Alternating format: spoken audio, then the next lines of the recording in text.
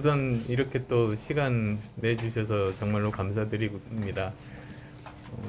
저는 대한민국이 앞으로 지금 위기를 넘기 위해서는 저는 제일 중요한 키워드가 사실 과학기술이라고 생각합니다.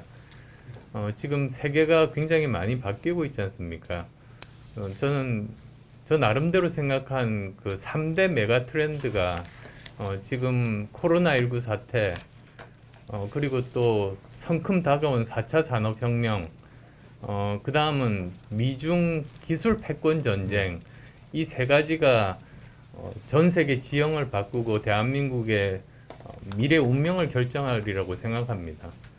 그런데 그 중에서 아마 우리한테 제일 큰 영향을 주는 것이 미중 신냉전일 것 같습니다. 사실 그 핵심은 과학기술 패권 전쟁 아니겠습니까?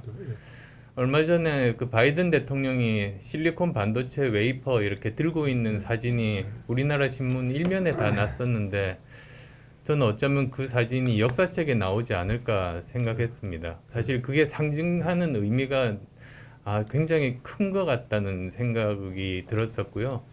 그거는 지금 이 시대는 과학기술 패권을 가진 나라가 세계를 지배하고, 그리고 국가의 리더들은 전장의 맨 앞에 서서 지휘관 역할을 해야 된다. 저는 그걸 상징하는 사진이라고 생각했습니다. 근데 또 반대편에 시진핑 주석도 사실은 만만하지가 않지 않습니까? 칭화대 화학공학과 출신이고, 시진핑의 중국몽 중에 핵심이 과학기술 중국몽 아닙니까? 그래서 중국이 가지고 있는 모든 인력과 자원들을 과학기술에 쏟아부어가지고 과학기술 패권을 가져오겠다. 또 중국에서는 이러고 있어서 저는 이런 와중에 대한민국이 어떻게 생존해야 될 것인가, 그게 이번 대선에서 정말 국가의 운명을 결정하는 중요한 그런 주제라고 그렇게 보고 있고요. 그리고 또 하나는 지금이 이제 미래 먹거리를 새로 찾아야 되는 그런 시기인 것 같습니다.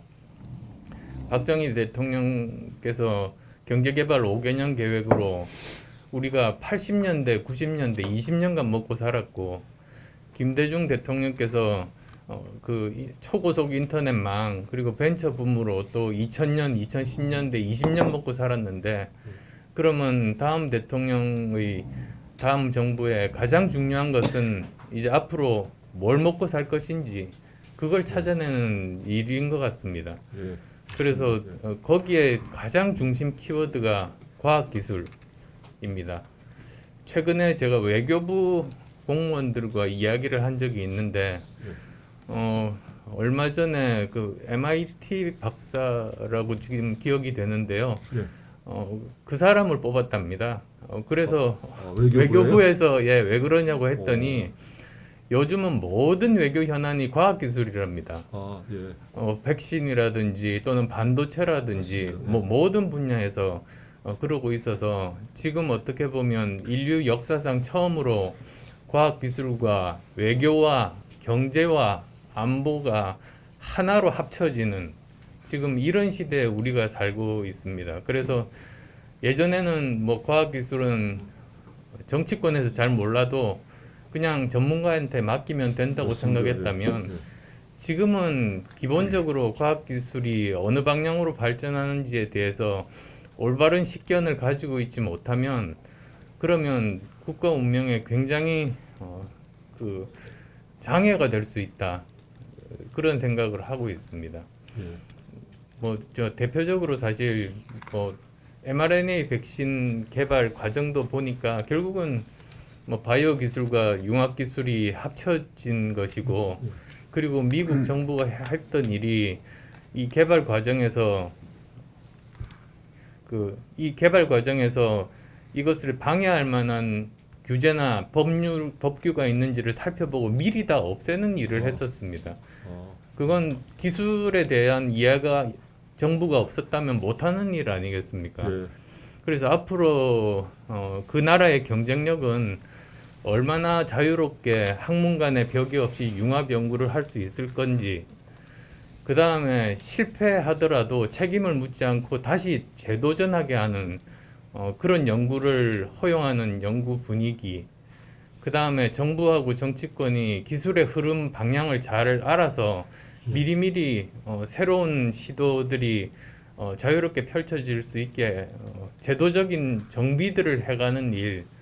저는 그 세 가지를 잘하는 국가만이 살아남고 그걸 못하는 국가는 추락할 수밖에 없는데 지금 우리나라 현실은 후자에 속하고 있어서 이걸 빨리 바꾸는 게 정말로 시급하다.